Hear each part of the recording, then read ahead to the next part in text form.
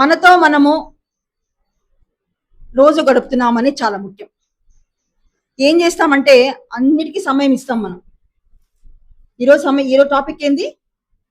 మనం మనతో మనం మనము సమయం ఇచ్చుకుంటున్నాము, ఎంత మనలో మార్చుకుంటున్నాము మన లోపల అనేది చాలా ముఖ్యం. ఏం చేస్తున్నాము? సంసారానికి ఇస్తాము, పిల్లలకి ఇస్తాము, ఇల్లు కడతాము, ఇంకొక ఇల్లు కడతాము, 10 ఇల్లు కడతాము, అన్నిటికీ సమయం ఇస్తున్నాం. బిజినెస్ చక్కగా బాగుంది, మంచి ముందుకు పోతుంది, సాగుతుంది, అంతా చాలా బాగుంది. కానీ ఏది అంటే లోపల ఎందుకు అలజడి ఉంటుంది, లోపల ఎందుకు ఆ దుఃఖం ఉంటుంది, బాధ ఉంటుంది. ఏదైనా సమస్య వచ్చినా కూడా ఏంటంటే మనము అంత సులువుగా పరిష్కరించుకోలేం. ప్రశాంతంగా ఉన్న వాతావరణంలో మనకేమైనా ఒక సమస్య వచ్చినప్పుడు అంతే కదా, ప్రశాంతంగా ఆనందంగా ఉన్నప్పుడు ఎలా ఉంటుంది, ఒక ఫంక్షన్ ఉన్నప్పుడు చాలా ఆనందంగా ఉంటాం మనం. మన జీవితంలో ఒకటి ఏమైనా సంఘటన, అనుకోని సంఘటన వచ్చినా, మనం తీర్చుకోలేని సమస్య వచ్చినా అప్పుడు మనం చాలా బాధపడతాం, ఇబ్బంది పడతాం. ఏమవుతుందంటే అస్సలు విషయం గుర్తుపెట్టుకోవాల్సిందంటే ఈ లోపల అంటారు దీన్ని, ఏమంటారు? ఇన్నర్ వరల్డ్ అంటారు దీన్ని. ఈ లోపల బాగుంటే బయట అంతా చక్కగా బాగుంటది. లోపల సరి చేసుకోలేదు అనుకోండి, ఇన్నర్ చైల్డ్ అనుకోండి, ఇన్నర్ వరల్డ్ అనుకోండి, బయట అంతా కూడా గందరగోళమే. ఎప్పుడు పత్రసారి చెప్పేవారు, ధ్యానం చేయాలి, సజ్జన సాంగత్యం చేయాలి, పుస్తక పఠనం అని చెప్పేవాళ్ళు. మేము అనుకునే వాళ్ళం అప్పట్లో. సార్ ఎప్పుడు ఏ క్లాస్లో చెప్పినా అదే చెప్తారు, ప్రతి సార్ ఏముందబ్బా దాంట్లో అనుకునే వాళ్ళం. అప్పట్లో మాకు తెలిసేది కాదు. ఏముంది దాంట్లో, ఏముంది, చిన్న చిన్న వాక్యాలే కదా, దాంట్లో ఏముంది అనుకునేవాళ్ళు. మళ్ళా తెలిసి వచ్చింది. అంటే సార్, గురువు గారు ఏం చెప్తున్నారంటే, ఈ ధ్యానం చేయడం ద్వారా మనతో మనం గడుపుతామా, తర్వాత పుస్తకాలు చదువుతాము. మనం పుస్తకాలు చదవడం ఎందుకు చదువుతాం? మనము చాలా విషయాలు, మనకి డౌట్లు అన్నీ ఉంటాయి. మనం ఎప్పుడు పదే ఏం చేస్తామంటే, వేరే వాళ్ళని మనం పుస్తకాలు చదువుకోకుండా నాకు ఈ సమస్య వచ్చింది, నాకు ఆ సమస్య వచ్చింది నాకు అని అడుగుతూ ఉంటాం. వాళ్ళు చెప్తూ ఉంటారు వాళ్ళు మనకి. మనం ఎప్పుడు తెలుసుకుంటాము అంటే లోపల నుంచి రావాలి కదా జ్ఞానం అనేది. ఈ లోపల ఇక్కడ ఊరకపోతే ఏమవుతుంది, బయట వరకు మనము ప్రశ్నిస్తున్నాము, వాళ్ళు మనకి ఆన్సర్ ఇస్తున్నారు. అలా కాకోకుండా మనమే రోజు పుస్తకాలు చదవాలి, చాలా ముఖ్యం. మీకు తెలుసు పత్రిసారి ఎన్ని ఇంట్రడ్యూస్ చేశారో అప్పటి కాలంలో అంతా కూడా. మీరు సినిమాలు చూసింటారు, మీరు తులసిదళం అవన్నీ కూడా. ఎందుకు పుస్తకాలు చదవడం ద్వారా ఎన్నో మన లోపల ఎప్పటి నుంచో ఉన్న డౌట్స్ అన్ని కూడా మన మైండ్ లో క్లియర్ అయితే పోతాయి. ఒకప్పుడు పుస్తకాలు చదివేవాళ్ళం, ఇప్పుడు ఏమైంది, టెక్నాలజీ పెరిగిపోయింది. మనము పిఎంసి ఛానల్ కొడితే పిఎంసి ఇవన్నీ వచ్చేస్తున్నాయి. పత్రిసారి కావాలి, పత్రిసారిది, మా సార్ది, ప్రకృతి మహేష్ సార్ కావాలి, ప్రకృతి మహేష్, అన్ని అందరివి వస్తున్నాయి, మాస్టర్స్ అంతా వస్తున్నాయి. ఇప్పుడు ఎంత సులభం మీరు చెప్పండి. అంటే రోజు ధ్యానం తప్పనిసరిగా చేసుకోవాలి. సమయము దానికి తీసి మనం పక్కన పెట్టాలి, ఎంత ఉన్నా సరే. పుస్తకం రోజు నాకు సమయం లేదండి అంటాం మనం. ఒక్క పేజ్ చదవడానికి సమయం ఉంటుందా? ఒక్క పేజ్ అన్నా చదవాలి. సజ్జన సాంగత్యం ఇలా చక్కగా క్లాసు అంతా అరేంజ్ చేస్తున్నారు మేడం వాళ్ళంతా కూడా. సజ్జన సాంగత్యం ఇంట్లో ఉండి నేను చేసుకుంటా ధ్యానం అని అనుకోవచ్చు. మనం ఇక్కడ రావాల్సిన అవసరం ఏముంది అనుకోవచ్చు. చాలా విషయాలు తెలుసుకుంటాం మనం 10 మందితో కలిసినప్పుడు, చాలా విషయాలు మనం తెలుసుకుంటాం. ఈ 3 తప్పనిసరిగా అందరూ చేయాలి. ఇది ఏముందిలే, ఎప్పటి నుంచో మాకు తెలిసే విషయము, మీకు తెలియని విషయాలు ఏం కాదు. ఇవన్నీ కూడా మనకు అన్ని తెలిసిన విషయాలే, అసలు గుర్తు చేసుకుంటున్నాం అంతే. ఇవన్నీ చిన్నగానే కావచ్చు. అంటే నేను చెప్పే ఉద్దేశం ఏంటంటే, మనల్ని మనం ఎంత మార్చుకుంటూ పోతామో బయట అంత మనకు అందంగా కనిపిస్తుంది ప్రపంచం. మీరు ఎప్పుడైనా గమనించారా? ప్రశాంతంగా ఉంటుంది.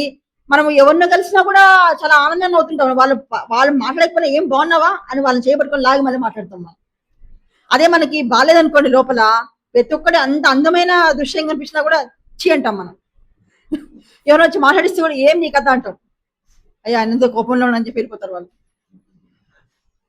అందుకే ఈ లోపల చాలా బాగా పెట్టుకోవాలి. అంటే మన కోసం మనం సమయము తప్పనిసరిగా ఇచ్చుకోవాలి. ఇప్పుడు ఈ రోజుల్లో జరిగేది ఏంటంటే, మనం ఏమనుకుంటున్నామంటే అన్ని దానిలకి సమయం ఇస్తున్నాం, కానీ మనకు మనము ఇచ్చుకోవడం లేదు. ఎవరికి వాళ్ళు చెక్ చేసుకోవాలి, ఎంత సమయం ఇచ్చుకుంటున్నాము అని. ఇవన్నీ ప్రాక్టీస్ చేయడం ద్వారా ఆటోమేటిక్గా రోజు నీతో నువ్వు చేసుకుంటుంటావు. అలా కాకుండా ఈ రోజు చేసేసి మళ్ళీ నెల రోజుల తర్వాత మళ్ళీ ధ్యానం అంటే శ్వాస మీద ధ్యాస కదా, ధ్యానం చేయాలి మనము అని మళ్ళా చేస్తే ఎలా ఉంటుంది? రోజు చేయాలి. గురువుగారు ఎందుకు అంత చేశారంటే, రోజు చేయడం ద్వారా కదా మనం ఒక ధ్యానం నేర్పించుంటాము. ఆయన మనకన్నా ముందుకు వెళ్ళిపోయింటాడు. ఆయన స్టేజ్లో ఎక్కేసి ధ్యానం చెప్పేస్తుంటాడు. మనం అనుకుంటాం నేనేం ధ్యానం నేర్పించాను ఆయనకి, ఆయనేమో స్టేజ్లకి స్పీచ్లు ఇస్తున్నాడు బ్రహ్మాండంగా బాగుపడిపోయానని. నీ ఏమి అని అనిపిస్తుంది మనకి. అంటే ఆయన అట్లాంటి స్థితికి వెళ్ళాడు అంటే ఆయన ఎంత కష్టపడి ఉంటాడు ఆయన, అవునా? రోజు చేయాలి. రోజు చేయడం అనేది consistency is a secret for success అంటారు కదా.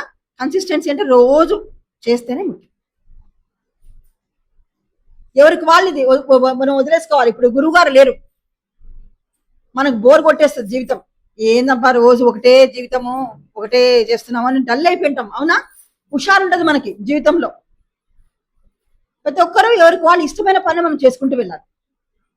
మనకెవరు చెప్పరు. ఇప్పుడు మేడం వాళ్ళు క్లాస్ చెప్పని వాళ్ళకి చెప్పారా, లేకుంటే వీళ్ళకి భార్య భర్తలకి వాళ్ళకి ఏమని చెప్తున్నారా? ఎవరికి వాళ్ళు కెరక రావాలి. అంటే లక్ష్యం పెట్టుకోవాలి. మనం అందరము లక్ష్యం పెట్టుకోవాలి. అది 40 రోజులు ధ్యానం కావచ్చు, లేకుంటే నేను పక్కన ఊళ్ళకి వెళ్ళి ధ్యానం చెప్తానని కావచ్చు. మళ్ళా వేరే వాళ్ళ మీద ఉండకూడదు. నేను ఆమె చెప్పాను, ఆమె ధ్యానంకి నేను రమ్మని చెప్పాను ప్రచారానికి, ఆమె రాలే, నేను కూడా ఆగిపోతున్నా. క్లాస్కి మనం వేరే ఊరికి పోదాం అనుకుంటాము, ఏం చేస్తాము? ఇంకొకరిని ఇంటి పెట్టుకుంటాం. మనం ఒకరు పోవాలంటే మనకు భయం. అట్లా ఏం చెప్తామో ఏం కథో ఆడ క్లాసుల్లో మనకు భయం అయితే ఉంటుంది లోపల. ఆమె రాకపోతే నేను కూడా డ్రాప్, అంతే, నేను కూడా పోను.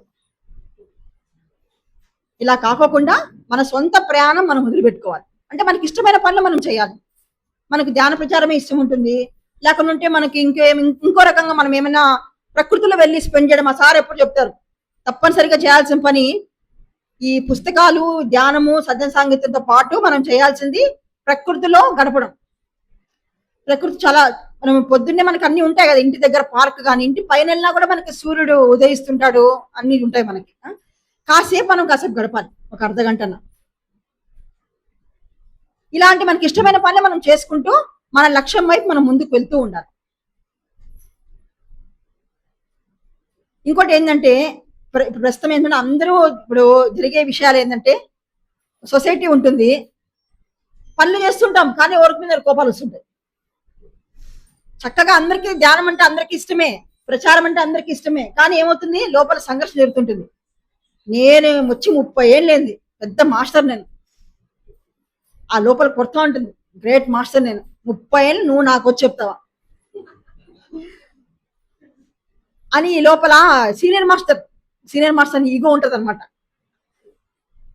అట్లా పని చేస్తున్నప్పుడు ఏమవుతుందంటే, ఇంత చక్కటి వాతావరణంలో ఉన్న ఇంత చక్కటి ధ్యానంలా గురుగారు ఇంత చక్కటి మనకి అద్భుతమైన విషయాలు చెప్పినా తెలియకపోతే, ఒక్కరి గురించి ఎట్లా మనం ప్రవర్తించాలని తెలియకపోతే ఏమవుతుంది, దుఃఖం వస్తుంటుంది. ఈ మనిషి వచ్చా, ఈ మనిషి స్టేజ్ ఎక్కా, ఈ మనిషి మాట్లాడా, నన్ను ఒక మాట అనేసిపోయా, ధ్యానంలో ఉంటాం మళ్ళీ మనం, కానీ మనకి అది తెలియదు. మనకి ఎలా ఎదుర్కోవాలా అన్ని ఆ ఎమోషన్స్ కానీ, ఒక మనిషితో ఎలా ప్రవర్తించాలని మనకు తెలియదు. మనకి ఆ జ్ఞానం మనకు లేదు. అంటే మొట్టమొదటిగా చేయాల్సింది ఏంటంటే, ఫస్ట్ దీనికి పరిష్కారం ఏంటంటే, మన ఇంట్లో వాళ్ళతో ఫస్ట్ మనం మొదలు పెట్టాలి. ఫస్ట్ రౌండ్ అంటారు కదా, first round, second round. First మన ఎవరు వస్తారు, మన కుటుంబం వస్తుంది. అదే మన